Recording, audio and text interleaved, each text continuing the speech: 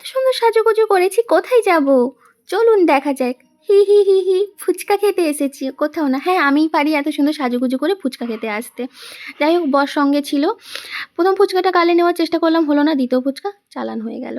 তারপরে ফুচকা গুনে নিচ্ছিলাম বরকে কটা দেবো। বর একটা খেলো, আমিও যাচ্ছিলাম না, নিজে টপাটপ মেরে দিলাম। আসার পথে দেখলাম অনেক রকমের পকোড়ার দোকান, তাই বরের ল্যাজ ধরে দাঁড়িয়ে পড়লাম। আমাকে কিনে খাওয়াতে হবে। 1 প্লেট মোমো আর চিকেনের 2টো আইটেম নিয়ে নিলাম পার্সেল, বাড়ি গিয়ে খাবো। দাদা তৎক্ষণ ভাজছিল, আর তৎক্ষণ আমরা ক্যামেরা অন করে টুনাটুনি একটু নাটক করে দিচ্ছিলাম, হি হি হি হি।